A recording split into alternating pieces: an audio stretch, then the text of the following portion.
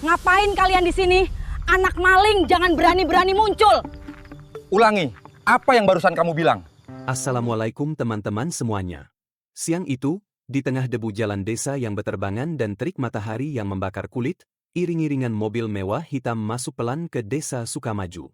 Warga berjejer di pinggir jalan, senyum mereka lebar, tangan mereka melambai, seolah putra yang pulang itu selalu mereka banggakan. Padahal 15 tahun lalu, di jalan yang sama, anak itu diusir seperti anjing kampung. Batu dilemparkan ke punggungnya. Kotoran dilemparkan ke wajahnya. Ia dituduh mencuri hanya karena miskin, hanya karena tak punya siapa-siapa, hanya karena terlalu lemah untuk melawan.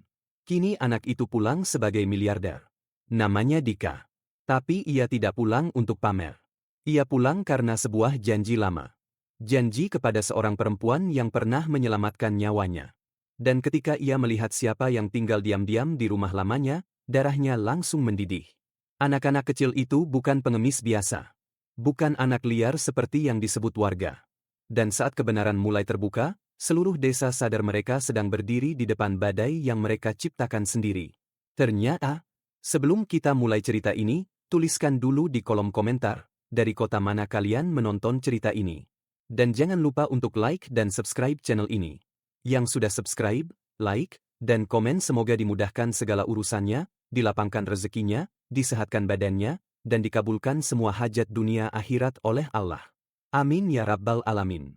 Sekarang mari kita mulai ceritanya. Siang itu desa Sukamaju mendadak ramai seperti lagi hajatan besar. Gapura desa dipasangi kain warna-warni. Spanduk besar bertuliskan selamat datang putra kebanggaan desa, Tuan Dika terbentang di jalan utama. Musik dangdut diputar dari speaker balai desa sampai suaranya pecah. Ibu-ibu berdandan rapi. Bapak-bapak memakai peci paling bagus. Anak-anak disuruh berdiri manis sambil bawa bendera kecil. Semua tampak seperti desa penuh rasa syukur. Tapi kalau Dika menutup mata sejenak, ia masih bisa mendengar suara masa lalu. Suara caci maki. Suara ejekan. Suara langkah kakinya sendiri yang dulu berlari meninggalkan desa dengan perut kosong dan dada penuh luka. Begitu Rolls-Royce hitam berhenti di depan balai desa, seorang ajudan turun membukakan pintu. Dika melangkah keluar dengan setelan jas gelap yang rapi, jam mahal di tangan, dan wajah tenang yang dingin. Umurnya baru 35 tahun, tapi sorot matanya seperti orang yang sudah kenyang dipukul hidup. Pak Kades langsung menyambut dengan tubuh setengah membungkuk. Selamat datang, Tuan Dika. Alhamdulillah akhirnya pulang juga ke kampung halaman. Di sebelahnya berdiri Juragan Tejo, orang paling berpengaruh di desa itu, senyumnya lebar sekali sampai kelihatan gigi emasnya. Dulu saya sudah yakin, anak ini pasti jadi orang besar. Dika hanya tersenyum tipis. Dalam hati ia muak. Orang yang sama dulu pernah memukulnya dengan rotan cuma karena ia memetik singkong liar di kebun kosong. Dika digiring ke panggung kehormatan seperti tamu agung. Di atas meja sudah ada tumpeng besar, ayam bakar, buah-buahan, dan air mineral dingin. Ibu-ibu berebut menyodorkan anak gadis mereka. Bapak-bapak memuji kesuksesannya sambil tertawa terlalu keras. Ada yang bilang Dika contoh pemuda hebat. Ada yang bilang desa ini ikut bangga. Ada yang bilang mereka selalu mendoakan Dika. Semua terdengar manis, tapi semuanya terasa palsu. Mata Dika tidak benar-benar melihat mereka. Ia terus menyapu kerumunan, mencari satu wajah yang tak kunjung muncul. Wajah Mbak Siti. Perempuan yang dulu menjual gelang emas terakhir peninggalan ibunya demi memberi Dika uang untuk merantau. Dulu, malam saat Dika diusir dari desa, hujan turun deras. Baju yang ia pakai basah kuyup. Bibirnya pecah. Lututnya luka. Semua pintu rumah tertutup untuknya. Hanya satu pintu yang terbuka. Rumah kecil Mbak Siti di ujung desa dekat sungai. Perempuan itu sudah janda, hidup pas-pasan, dan sedang hamil muda. Tapi justru dia yang memberinya nasi hangat dan teh manis. Saat Dika berkata ia akan pergi ke kota meski tak punya ongkos, Siti diam-diam masuk ke kamar, lalu keluar membawa gelang emas kuno. Ambil, Dik, katanya pelan. Jangan pulang sebelum hidupmu berubah. Kalimat itu menancap di hati Dika sampai bertahun-tahun. Dan hari ini, setelah sukses besar, ia datang untuk menepati janji. Ia ingin membalas semua budi itu. Tapi Siti tidak ada di mana-mana. Ketika pesta penyambutan sedang riuh, Dika menoleh ke Pak Kades. Pak, Mbak Siti sekarang tinggal di mana? Pertanyaan itu sederhana, tapi efeknya langsung terasa. Senyum Pak Kades membeku. Juragan Tejo mendadak sibuk mengelap keringat di leher. Ah, Siti, kata Pak Kades sambil tertawa kaku. Ngapain dibahas orang macam dia, Tuan? Hari ini hari bahagia. Dika menatapnya lurus. Saya tanya, dia tinggal di mana sekarang? Juragan Tejo cepat menyela, perempuan itu sudah lama hilang dari pergaulan warga. Namanya juga wanita bermasalah. Kurang baik kalau dibicarakan. Kalimat itu pendek, tapi cukup membuat dada Dika menegang. Ia tahu nada seperti itu. Nada orang yang sedang menyembunyikan bangkai. Dika tidak langsung marah. Ia justru tersenyum sopan, lalu berpura-pura menikmati acara. Ia tahu, orang yang bohong paling cepat terpancing saat merasa aman. Beberapa menit kemudian ia beralasan mau jalan kaki sebentar, mengenang masa kecil. Pak Kades sempat melarang. Juragan Tejo sempat menawarkan mobil. Tapi Dika tetap pergi dengan langkah tenang, hanya ditemani ajudannya dari Jang. Matahari siang sangat terik. Jalan kecil desa berdebu. Ia melewati musola yang dulu sering menolaknya masuk karena baju kumalnya. Ia melewati warung yang dulu mengusirnya karena tak sanggup bayar utang sebungkus mie. Setiap sudut desa seperti membuka lagi luka lama yang belum benar-benar sembuh. Langkah Dika berhenti saat sampai di persimpangan dekat sungai.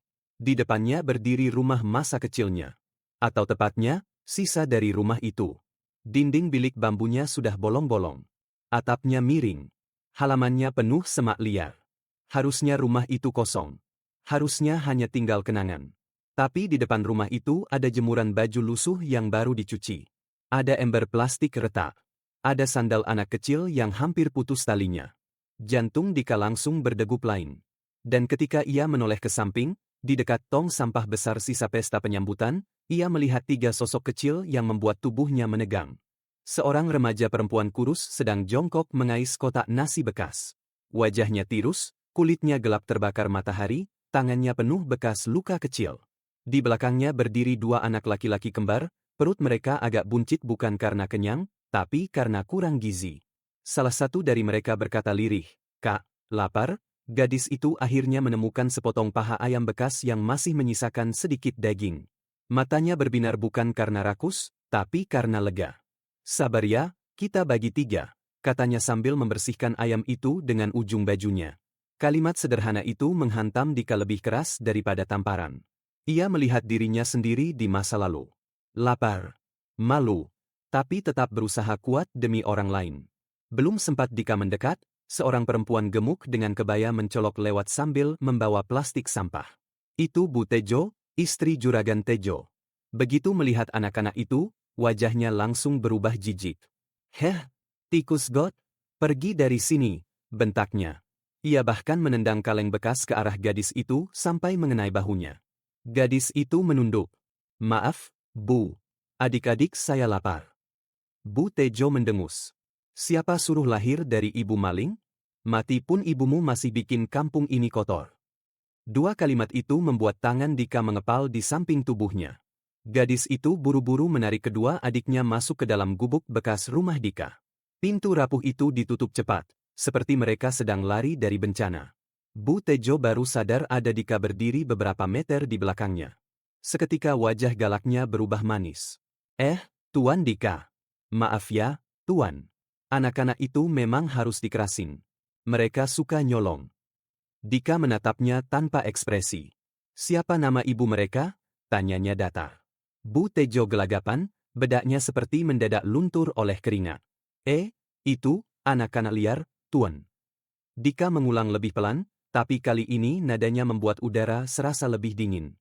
"Nama ibu mereka siapa?" Bibir Bu Tejo bergetar. "Siti, Tuan." Dunia seolah berhenti sesaat. Nama itu menancap tepat di dada Dika.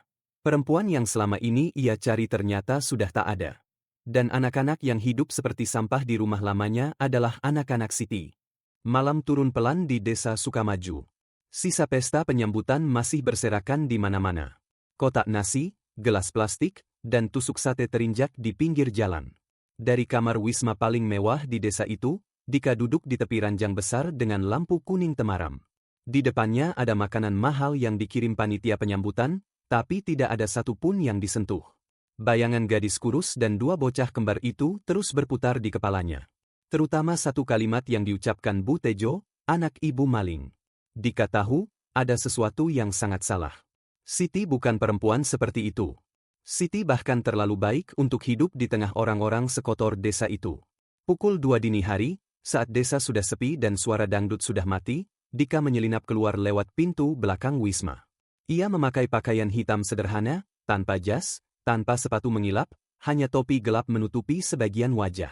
Udara malam dingin, sedikit lembab, dan suara jangkrik terdengar nyaring di sela sunyi. Ia berjalan kaki menuju gubuk bekas rumahnya. Di sepanjang jalan ia melihat sisa makanan pesta menumpuk di tong sampah. Nasi masih utuh. Ayam masih banyak. Kue basah hampir tak tersentuh. Pemandangan itu membuat perutnya mual. Hanya beberapa ratus meter dari sana, ada 3 anak yang berebut sepotong ayam bekas. Desa ini bukan miskin. Desa ini cuma kehilangan hati. Saat sampai di depan gubuk, Dika tidak langsung mengetuk. Ia berdiri diam di bawah sinar bulan yang pucat, menatap dinding bambu yang nyaris roboh. Dari celah dinding itu, ia bisa melihat bagian dalam rumah. Lantainya masih tanah. Tidak ada lemari. Tidak ada kasur yang layak. Hanya tikar tipis, tungku kecil, satu piring seng penyok, dan lampu templok yang nyalanya goyah diterpa angin. Di atas piring seng itu, Dika melihat paha ayam bekas yang tadi diambil dari tong sampah sudah dipanaskan ulang. Gadis remaja itu duduk bersama 2 adiknya. "Kalian makan aja," katanya. "Kakak udah kenyang." Dika tahu ia bohong. Mulutnya menelan ludah setiap kali adik-adiknya mengunyah. Salah satu anak kembar bertanya polos, "Kak, Bu Tejo bilang ibu kita maling." "Maling itu apa?" Pertanyaan itu terdengar kecil, tapi memecahkan hati orang dewasa yang mendengarnya. Gadis itu diam beberapa detik sebelum menjawab, "Ibu kita bukan maling. Ibu kita orang baik. Orang-orang desa aja yang jahat." Suaranya bergetar, tapi tegas. Kalimat itu mengingatkan Dika pada Siti. Nada yang sama. Kelembutan yang sama. Kekuatan yang lahir dari luka. Dika mundur selangkah karena dadanya sesak, tapi tanpa sengaja kakinya menginjak ranting kering. Bunyi krek memecah keheningan. Gadis itu langsung bangkit dan menyambar sapu lidi. 2 adiknya disuruh bersembunyi di belakang. Pintu gubuk didorong pelan dari luar. Dika masuk dengan kedua tangan terangkat. "Jangan takut. Saya tidak akan sakiti kalian." Tapi ketiga anak itu justru makin gemetar. Di mata mereka, orang kaya berarti ancaman. Gadis itu mengacungkan sapu lidi seperti tombak kecil. "Pergi. Jangan laporin kami. Kami cuma ambil sampah," teriaknya. Dika tidak marah. Ia justru perlahan berlutut di lantai tanah. Celana mahalnya kotor, tapi ia tidak peduli. "Saya minta maaf," katanya lirih. "Saya datang bukan buat menghukum." Lampu templok membuat wajahnya terlihat jelas. Air mata yang sedari tadi ia tahan akhirnya jatuh juga. Mata Dika lalu tertumbuk pada sebuah bingkai foto usang yang tergantung miring di dinding. Di dalamnya ada foto hitam putih yang sudah menguning. Seorang perempuan muda berkebaya sederhana, tersenyum lembut. Dika seperti kehilangan napas. "Mbak Siti," bisiknya. Gadis itu yang tadi galak mendadak terdiam. "Om kenal ibu saya?" Dika tidak langsung menjawab. Ia menyingsingkan lengan bajunya dan menunjukkan gelang emas tua yang melingkar di pergelangan tangan kirinya. Gelang itu kusam dimakan usia, tapi motif rantai padinya masih jelas. Mata gadis itu membesar. "Itu," bibirnya bergetar. "Itu gelang ibu." Dika mengangguk pelan. "Namamu Dinda?" Gadis itu mengangguk, kini justru tampak bingung. "Saya Dika." Dinda menutup mulutnya dengan kedua tangan. 2 adik kembarnya ikut melongok dari belakang, masih takut tapi penasaran. "Dika yang sering ibu ceritain?" tanya Dinda hampir berbisik. "Yang pergi ke kota? Yang katanya pasti pulang?" Dika tidak kuat menahan tangis. Ia mengangguk lagi. Detik itu juga sapu lidi di tangan Dinda jatuh. Semua benteng yang ia bangun selama bertahun-tahun runtuh begitu saja. Ia menangis keras, bukan tangis manja, tapi tangis orang yang terlalu lama menahan beban. Ia merosot ke lantai dan Dika segera memeluknya. 2 bocah kembar ikut mendekat, masih canggung, lalu akhirnya memeluk kaki Dika. Untuk pertama kalinya setelah bertahun-tahun, mereka merasa ada orang dewasa yang datang bukan untuk menyakiti. Di tengah isak tangis, Dinda mulai bercerita.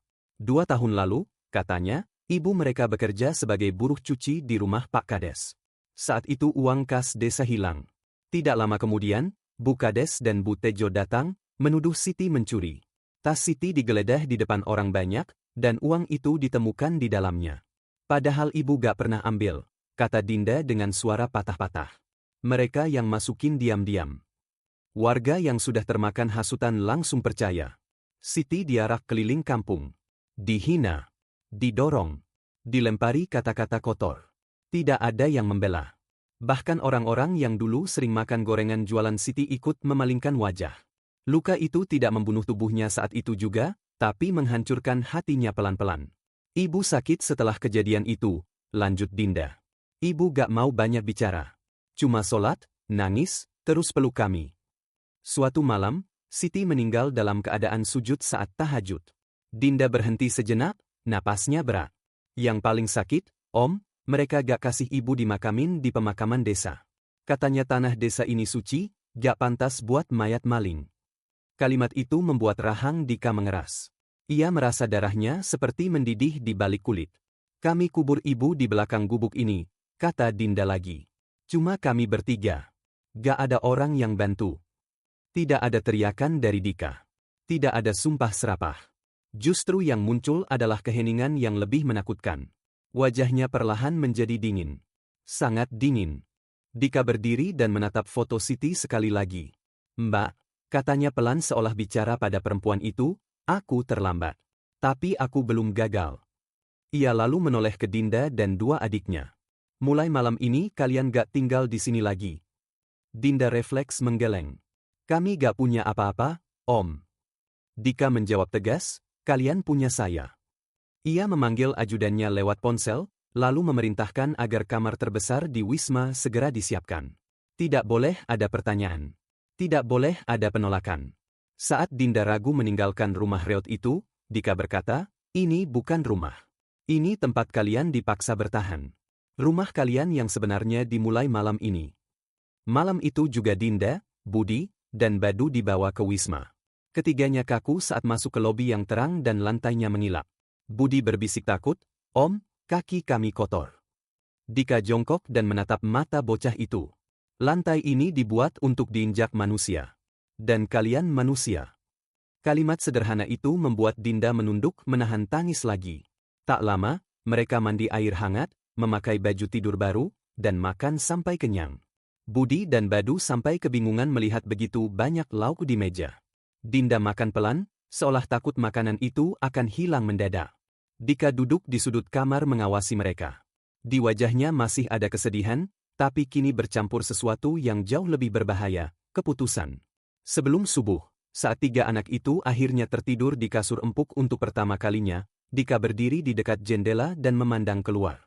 Desa Sukamaju masih gelap, tapi baginya fajar sudah mulai datang. Ia tidak akan langsung meledak malam ini.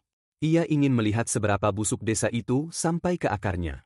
Ia ingin mendengar sendiri bagaimana mereka memperlakukan anak-anak Siti di depan umum. Ia ingin semua topeng copot tanpa ia paksa. Lalu setelah itu, tidak ada lagi ampun. Besok pagi, gumamnya pelan, bukan cuma nama Siti yang dibersihkan. Seluruh desa ini akan bercermin di wajah aslinya sendiri.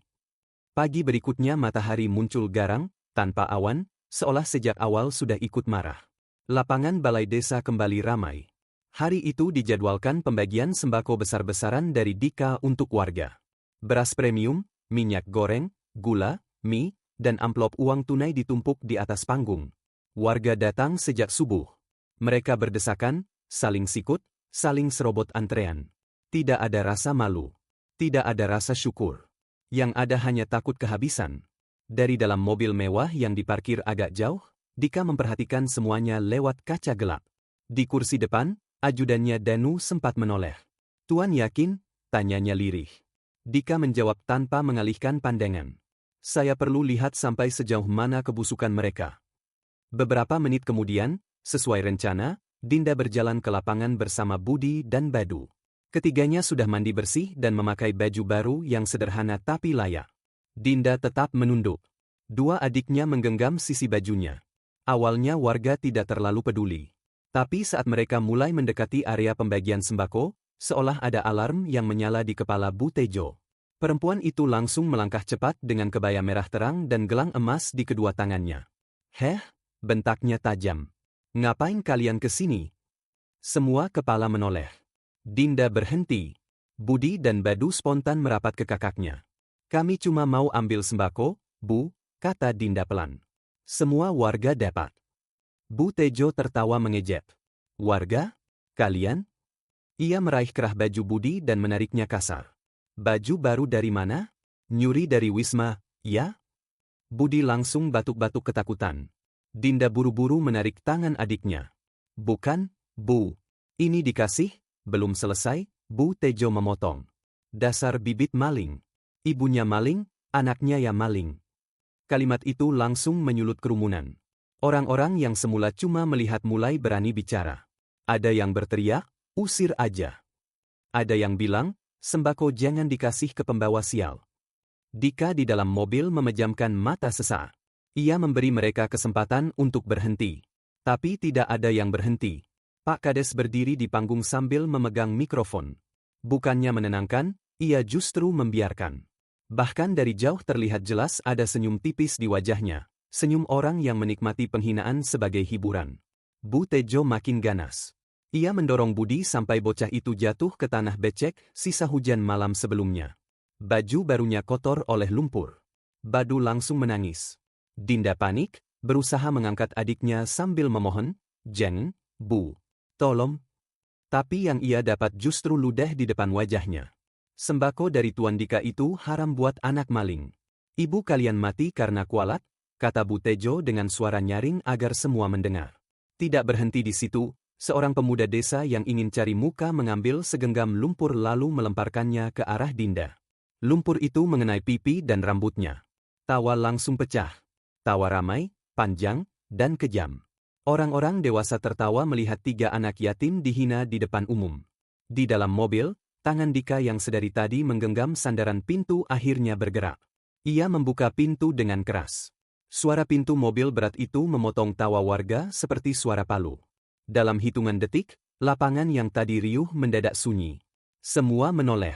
Dan mereka melihat Dika berjalan keluar dengan kemeja hitam tergulung di lengan, tanpa jas, tanpa senyum, hanya wajah dingin yang membuat udara seperti turun beberapa derajat. Langkah Dika tidak cepat, tapi justru itu yang membuat orang semakin takut. Warga otomatis menyingkir membuka jalan. Tidak ada yang berani menghalangi. Ia tidak langsung bicara. Ia terus berjalan sampai di depan Dinda, Budi, dan Badu yang masih belepotan lumpur.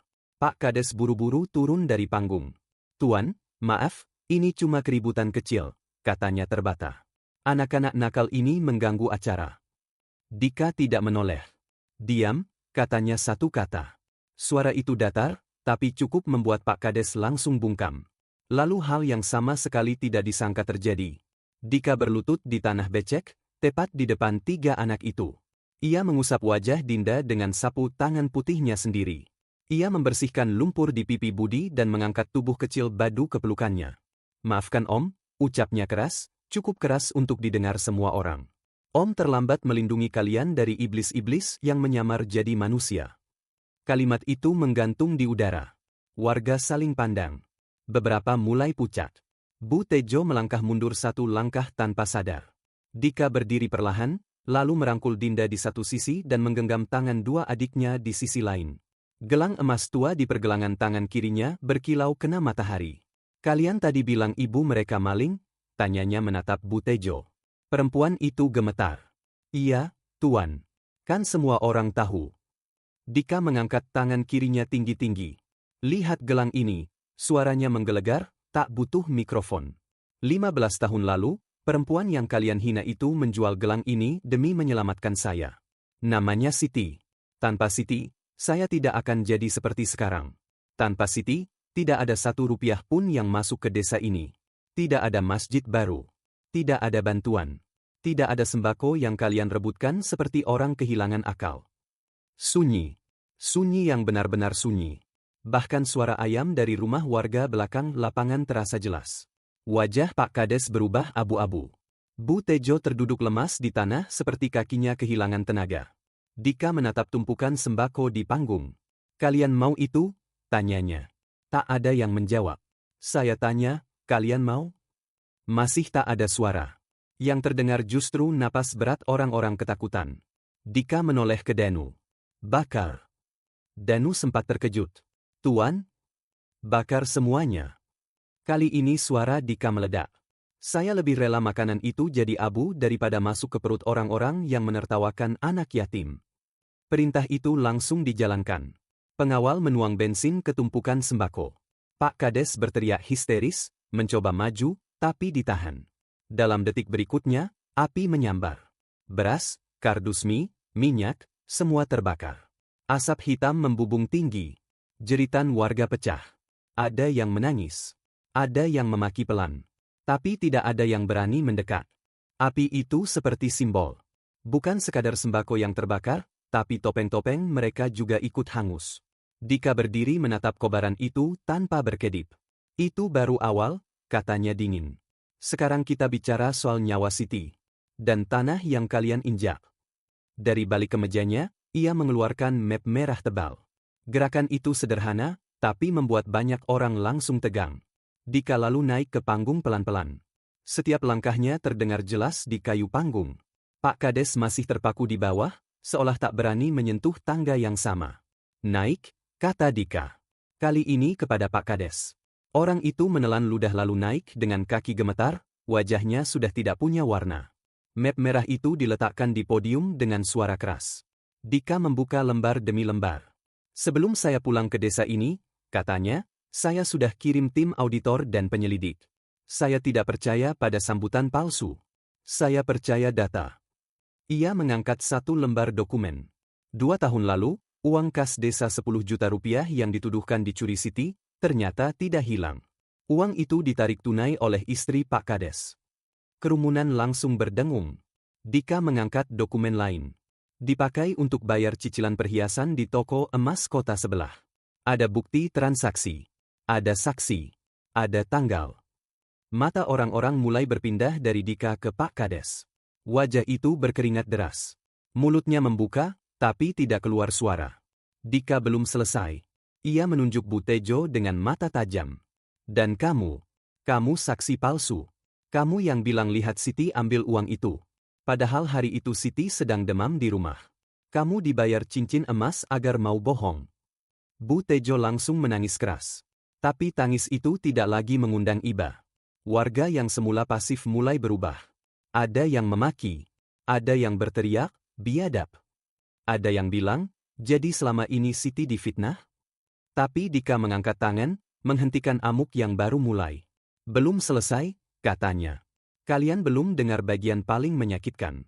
Dan setelah ini, tidak akan ada lagi yang bisa pura-pura tidak tahu. Wajah Dinda di bawah panggung mulai basah oleh air mata. Tapi kali ini bukan cuma karena luka. Ada sesuatu yang baru muncul di matanya. Harapan bahwa kebenaran akhirnya tidak mati. Udara di lapangan terasa makin panas, padahal matahari belum benar-benar ada di atas kepala. Api sembako masih membumbung di belakang panggung, menebar bau plastik terbakar yang menusuk hidung. Dika berdiri tegak di depan podium, sementara Pak Kades di sampingnya terlihat seperti orang yang sebentar lagi ambruk. Warga tak lagi bergerombol liar seperti tadi. Kini mereka diam, tapi bukan karena sopan. Mereka diam karena takut. Dika membuka lembar dokumen berikutnya dengan gerakan tenang. Justru ketenangan itu yang paling menyeramkan. Kalian sudah dengar soal fitnah terhadap Siti, katanya. Sekarang dengar baik-baik. Karena ini bukan cuma soal masa lalu. Ini soal siapa yang sebenarnya selama ini mencuri dari kalian. Ia menunjukkan laporan keuangan desa yang disusun rapi. Dana pembangunan jalan dipotong. Dana perbaikan irigasi dipotong. Dana bantuan bibit pupuk dipotong. Dan sebagian besar alirannya masuk ke rekening keluarga Pak Kades dan 2 nama perantara. Ia menyebut nama-nama itu satu persatu. Beberapa warga langsung saling menoleh. Ada yang mengenali. Ada yang baru sadar kenapa proyek jalan selalu mangkrak. Kenapa saluran air di sawah tak pernah benar-benar selesai diperbaiki. Kenapa bantuan yang dijanjikan sering hilang entah kemana. Dika lalu mengangkat satu bukti transfer. Siti dijadikan kambing hitam supaya pencurian ini tertutup. Janda miskin lebih mudah dihancurkan, kan? Karena kalian tahu dia tidak punya kuasa membela diri. Pak Kades akhirnya mencoba bicara. Tuan, saya bisa jelaskan, Tapi kalimat itu mati di tengah jalan saat Dika menoleh. Tatapan itu seperti pisau. Jelaskan apa?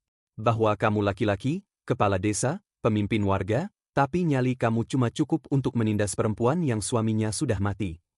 Wajah Pak Kades langsung jatuh. Tidak ada satu warga pun yang membela. Bu Kades yang sejak tadi berdiri di bawah panggung mulai menangis dan memegangi dadanya. Tapi air mata keluarga itu tidak lagi berharga di mata siapapun. Beberapa ibu-ibu yang dulu ikut menggunjing Siti mulai terlihat malu. Ada yang menunduk. Ada yang menangis pelan. Namun Dika belum memberi ruang untuk penyesalan murahan. Ia membuka bagian lain dari map merah. Sekarang kita pindah ke hal yang lebih besar. Suaranya makin rendah. 6 bulan lalu, Pak Kades, Juragan Tejo, dan beberapa orang dekat kalian menggadaikan sertifikat tanah pribadi, tanah kebun, bahkan sebagian tanah bengkok desa kerentenir di kota. Kenapa? Karena kalah judi online dan terlilit utang. Begitu kalimat itu keluar, suasana langsung pecah. Warga ribut. Juragan Tejo yang tadi tidak banyak bicara mendadak pucat dan mundur beberapa langkah. Fitnah, teriaknya. Itu fitnah. Dika malah tersenyum tipis. Kalau fitnah, kenapa tanganmu gemetar, Tejo? Lalu ia mengangkat sertifikat asli yang sudah berpindah tangan. Rentenir itu anak buah saya. Saat utang kalian macet, semua jaminan dilelang tertutup. Dan pembelinya adalah saya. Kalimat itu menghantam lebih keras daripada pengumuman apapun. Warga langsung gempar. Dika menepuk berkas itu ke podium. Artinya, rumah mewah Pak Kades berdiri di atas tanah milik saya. Rumah Juragan Tejo juga. Gudang padi, kebun singkong, lahan kontrakan, semuanya. Jeritan kecil terdengar dari Bu Tejo. Juragan Tejo berusaha naik ke panggung, tapi 2 pengawal Dika menghadangnya. Tuan, bisa dibicarakan baik-baik, katanya dengan suara pecah. Dika menatap lurus. Waktu Siti diarak keliling kampung, kalian bicara baik-baik enggak? Tejo diam. Waktu anak-anaknya cari makan di tong sampah, kalian punya hati enggak? Tejo menunduk. Di bawah panggung, Dinda memeluk kedua adiknya erat-erat. Ia tidak pernah membayangkan orang-orang yang selama ini begitu kuat bisa mendadak selemah itu. Dika melangkah 1 langkah ke depan. Kalian pernah bilang tanah desa ini suci. Kalian tolak jenazah Siti dimakamkan di pemakaman umum karena katanya dia pencuri. Ia berhenti sejenak, membiarkan setiap orang menelan kalimat itu. Baik. Sekarang saya yang bicara. Saya juga tidak sudi tanah milik saya diinjak-injak oleh orang munafik. Lalu dengan suara yang lebih keras, ia menjatuhkan vonis. Mulai detik ini, semua bantuan saya cabut. Rencana pabrik batal. Program beasiswa batal untuk seluruh jaringan keluarga yang terlibat menindas Siti. Dan khusus keluarga Pak Kades serta keluarga Juragan Tejo, saya kasih waktu 24 jam. Keluar dari rumah kalian. Tinggalkan desa ini. Banyak yang langsung terengah. Keputusan itu terasa seperti petir di siang bolong. Bu Tejo tersungkur sambil merangkak ke arah panggung. Ampun, Tuan. Kami mau tinggal di mana? Tangisnya meraung-raung, suaranya serak. Dika menatapnya tanpa belas kasihan. Pertanyaan bagus. Dulu Dinda dan adik-adiknya tinggal di mana saat kalian usir dari mana-mana? Ia menunjuk ke arah tong sampah di sudut lapangan. Kalau bingung, cari makanlah di sana. Bukankah itu tempat yang kalian anggap cocok buat mereka? Banyak warga menahan napas. Beberapa yang dulu paling keras memaki anak-anak Siti kini mulai sadar, Dika tidak sedang marah sesa. Ia sedang menghukum dengan cara yang sama seperti mereka dulu menyakiti orang lain. Bukan dengan pukulan, tapi dengan membuat mereka merasakan rasa malu yang pernah mereka berikan. Pak Kades tiba-tiba berlutut di panggung. Tuan, saya salah. Saya hilaf. Jangan usir keluarga saya. Dika menatap pria itu lama. Hilaf itu sekali. Kamu ini sistem. Kalimat itu singkat, tapi menghajar. Kamu bukan cuma mengambil uang. Kamu mengambil nama baik. Kamu mengambil harga diri. Kamu mengambil hak mati orang miskin untuk dimakamkan dengan layak. Lalu Dika menoleh ke kerumunan. Dan kalian semua, dengar ini baik-baik. Siapapun yang masih berani menghina anak-anak Siti setelah hari ini, urusannya bukan cuma dengan saya, tapi dengan hukum. Ia memberi isyarat kecil. Seorang pengacara yang sejak tadi berdiri di samping panggung maju membawa map lain. Laporan pidana sudah disiapkan, kata Dika. Pemalsuan, penggelapan, pencemaran nama baik, dan intimidasi terhadap saksi. Warga mulai benar-benar ketakutan. Kini yang dihadapi bukan cuma miliarder marah, tapi juga orang yang datang dengan bukti, kuasa, dan hukum. Beberapa orang yang dulu ikut menjadi saksi palsu mendadak saling menjang. Mereka takut nama mereka ikut disebut. Dika tidak perlu menyebut semuanya. Rasa takut sudah cukup membuat mereka gelisah. Di tengah kerumunan itu, ada juga wajah-wajah yang mulai menyesal sungguhan. Seorang ibu tua yang dulu pernah menerima bantuan gorengan dari Siti, menangis sambil menutup wajah.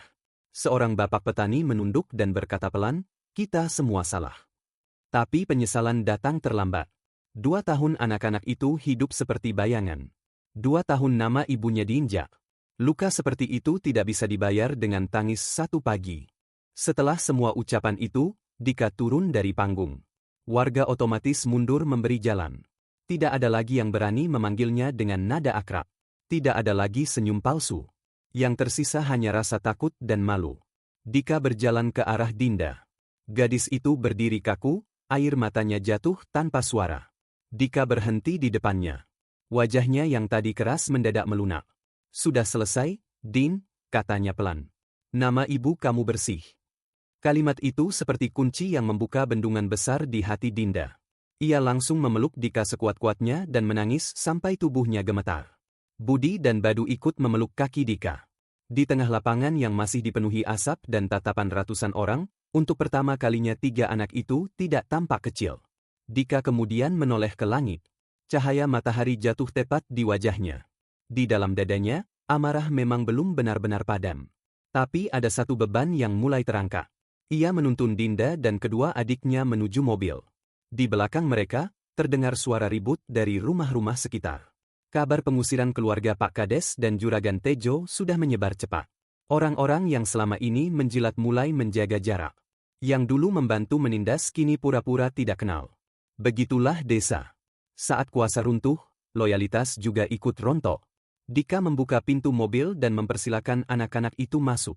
Namun sebelum mobil melaju, ia berkata pada Dinda, "Antar Om ke makam ibu kamu dulu. Ada janji yang harus Om selesaikan." Mereka berjalan ke belakang gubuk reot di bawah matahari yang makin terik. Di sana, di antara semak liar dan tanah kering, ada gundukan makam sederhana dengan penanda kayu yang hampir lapuk. Tidak ada nisan bagus. Tidak ada pagar. Hanya bunga liar yang ditaruh oleh tangan kecil setiap pagi. Dika jongkok di samping makam itu dan meletakkan telapak tangannya di atas tanah. Untuk pertama kalinya sejak pulang ke desa, ia membiarkan dirinya menangis tanpa ditahan. "Mbak Siti," katanya pelan, "maaf aku baru datang sekarang. Tapi aku janji, anak-anakmu tidak akan pernah lapar lagi. Mereka tidak akan hidup sebagai bayangan lagi." Lalu ia bangkit, memanggil Danu, dan memberi perintah singkat. "Minggu depan pindahkan makam ini ke kota. Buat tempat terbaik. Yang paling layak." Dinda menangis mendengar itu. Di wajahnya ada luka, ada lega, ada cinta yang akhirnya menemukan tempat pulang. Sore itu mobil Rolls-Royce milik Dika benar-benar meninggalkan desa Sukamaju. Jalanan desa yang sempit dipenuhi tatapan warga yang diam membeku. Dari balik kaca mobil, Dinda, Budi, dan Badu melihat rumah Pak Kades serta rumah Juragan Tejo sudah kacau. Barang-barang mahal dilempar ke atas truk bak terbuka tanpa aturan. Sofa, lemari, kulkas, semua tampak tak berguna saat harga diri runtuh. Bu Tejo menjerit sambil menarik koper. Juragan Tejo membentaknya balik. Anak-anak mereka menangis di teras, bingung kenapa rumah yang selama ini terasa aman mendadak harus ditinggalkan. Tidak ada tetangga yang membantu. Orang-orang hanya menonton dari jauh. Desa yang dulu ramai menjilat sekarang mendadak pandai menjaga jarak. Dinda memandang pemandangan itu tanpa senyum. Luka yang ia simpan terlalu dalam untuk dibalas dengan tawa. Di dalam mobil yang dingin dan wangi, Badu bertanya polos, "Om, mereka sekarang jadi miskin?" Dika menoleh dan mengusap kepala bocah itu. "Mereka belum miskin, Nak," jawabnya tenang. "Mereka baru belajar rasanya kehilangan tempat berpijak." Budi yang sejak tadi diam memandang keluar jendela ikut bertanya, "Kayak kita dulu?" Dika mengangguk perlahan. "Iya. Bedanya, kalian kehilangan rumah padahal kalian tidak salah. Mereka kehilangan rumah karena perbuatan mereka sendiri." Dinda menunduk, menatap gelang emas di tangan Dika yang berkilau diterpa cahaya sore. Gelang itu terasa seperti tali panjang yang menghubungkan masa lalu ibunya dengan masa depan mereka. Untuk pertama kalinya dalam waktu lama, ia merasa perjalanan hidup mereka tidak lagi berjalan di tempat. Beberapa minggu kemudian, makam Siti benar-benar dipindahkan ke kota dengan prosesi yang layak. Tidak mewah berlebihan, tapi penuh hormat. Ada kain putih bersih, ada doa yang panjang, ada nisan marmer yang ditulis dengan kalimat sederhana namun kuat, Siti, perempuan berhati emas yang menyelamatkan kehidupan orang lain tanpa meminta balasan. Saat prosesi itu berlangsung, Dinda berdiri di sisi Dika sambil menggenggam tangan dua adiknya. Wajah mereka masih menyimpan sedih, tapi bukan lagi sedih yang telanjang dan ditertawakan orang. Ini sedih yang dipegang dengan hormat. Dika berdiri paling depan saat talqin dibacakan. Dalam diam, ia tahu satu hal, utang budi memang tidak pernah bisa dibayar penuh. Tapi ia akan menghabiskan sisa hidupnya untuk mendekati itu. 6 bulan berlalu. Malam di penthouse mewah milik Dika di pusat kota terasa hangat, sangat jauh dari malam-malam lembab di gubuk bambu. Lampu kota berkelap-kelip di balik dinding kaca besar. Di meja makan tersaji makanan hangat yang tidak lagi harus dibagi 3 dari sisa tong sampah. Budi dan Badu kini sekolah di tempat yang baik. Badan mereka mulai berisi. Mata mereka tidak lagi cekung. Mereka tertawa lebih sering. Dinda pun berubah. Gadis yang dulu terlalu cepat dewasa karena dipaksa keadaan, kini mulai belajar jadi remaja lagi. Ia sekolah lagi, belajar komputer, belajar bahasa Inggris, dan kadang masih terbangun malam-malam karena mimpi buruk. Tapi setiap bangun, ia tidak lagi melihat atap bocor. Ia melihat langit-langit kamar yang tenang dan cahaya lampu kecil yang tidak pernah padam. Suatu malam saat makan bersama, Budi berlari membawa hasil ulangan matematika. Nilainya 100. Dika tertawa bangga. Badu ikut memamerkan gambar keluarga yang ia buat di sekolah, ada dirinya, ada Budi, ada Dinda, ada Dika, dan ada perempuan berkebaya putih di atas awan. Itu ibu, katanya. Dika menerima gambar itu dengan mata hangat. Dinda yang sedang menata piring menoleh, lalu tersenyum kecil. Pemandangan sederhana itu lebih mewah daripada semua rapat bisnis dan angka-angka besar yang pernah Dika kejar. Dulu ia mengira kaya berarti menang dari dunia. Sekarang ia tahu, kaya yang sebenarnya adalah bisa memastikan orang yang kau sayangi tidur kenyang dan aman. Setelah makan, mereka duduk di ruang keluarga. Di dinding utama tergantung lukisan besar Siti, dibuat dari foto lama yang sudah direstorasi. Senyum perempuan itu tampak lembut, damai, dan hidup. Dika mengeluarkan sebuah kotak beludru merah dari saku jasnya. Din, katanya pelan. Dinda menoleh. Dika membuka kotak itu. Di dalamnya ada gelang emas tua bermotif rantai padi yang selama ini selalu ia pakai. Om dulu janji mau balikin ini ke ibumu, katanya. Tapi sekarang Om rasa, yang paling berhak menyimpannya adalah anak perempuannya. Tangannya sendiri sedikit gemetar saat memasangkan gelang itu ke pergelangan tangan Dinda. Gelang itu agak kebesaran, tapi tampak pas secara makna. Dinda menatapnya lama, lalu air mata kembali jatuh. Terima kasih, Om, katanya pelan. Dika mengusap rambutnya. Ini bukan cuma emas. Ini saksi bahwa ibumu orang luar biasa. Budi dan Badu ikut mendekat, melihat gelang itu seolah sedang melihat benda keramat. Ibu hebat ya? Tanya Badu. Dika menatap 3 anak itu bergantian lalu menjawab mantap. Ibu kalian bukan cuma hebat. Ibu kalian penyelamat. Kalimat itu membuat ruang keluarga yang luas terasa penuh oleh kehadiran seseorang yang sudah lama tiada tapi nyatanya masih hidup dalam semua keputusan mereka. Tidak ada lagi yang menyebut Siti maling. Tidak ada lagi yang bisa. Nama itu kini berdiri bersih, tegak, dan dihormati. Malam makin larut. Hujan tipis mulai jatuh di luar, menempel di kaca-kaca tinggi apartemen. Budi dan Badu tertidur di sofa setelah terlalu banyak bercerita soal sekolah. Dinda membantu menyelimuti mereka. Saat ia berdiri, memandang lukisan ibunya, tiba-tiba ia berbalik menatap Dika yang sedang duduk di kursi. Tatapan mereka bertemu beberapa detik. Ayah, ucap Dinda lirih, seperti kata itu keluar tanpa ia rencanakan. Dika terdiam. Wajah laki-laki yang selama ini kuat menghadapi dunia bisnis dan musuh-musuh besar itu justru goyah, karena satu panggilan sederhana. Dinda langsung panik. Maaf, saya, belum selesai, Dika berdiri dan memeluknya. Sekali lagi, katanya pelan. Suaranya serak. Dinda menangis kecil. Ayah. Dan detik itu, Ada ruang kosong di hati dua manusia yang sama-sama pernah ditinggal hidup, akhirnya terisi. Sejak malam itu, rumah itu berubah benar-benar jadi rumah. Bukan sekadar tempat tinggal mewah, tapi tempat di mana luka-luka tidak ditertawakan. Dika tetap sibuk bekerja, tetap menghadapi rapat, perusahaan, dan tekanan besar. Tapi sekarang setiap kali pulang, ada suara kaki kecil yang berlari menyambut. Ada PR sekolah yang harus dicek. Ada cerita receh tentang teman sebangku. Ada Dinda yang mulai berani tertawa lebih lepas. Dika mengajari mereka satu hal yang selalu ia pegang sejak dulu, jangan pernah menghina orang kecil, karena seringkali justru orang kecil itulah yang menyelamatkan hidup kita saat dunia lain menutup pintu. Dan tiga anak itu mendengarkan bukan sebagai petuah kosong, tapi sebagai kebenaran yang sudah mereka jalani dengan tubuh mereka sendiri. Sementara itu, kabar tentang Desa Sukamaju tersebar sampai kota. Pak Kades menjalani proses hukum. Juragan Tejo kehilangan banyak aset. Orang-orang yang dulu paling lantang menghina Siti satu persatu datang meminta maaf, tapi Dika tidak pernah membuka panggung baru untuk sandiwara. Ia cukup memastikan hukum berjalan, nama Siti bersih, dan anak-anaknya punya masa depan. Baginya, pembalasan terbaik bukan sekadar melihat musuh jatuh. Pembalasan terbaik adalah memastikan korban yang pernah diinjak kini hidup lebih tinggi, lebih tenang, dan lebih bermartabat.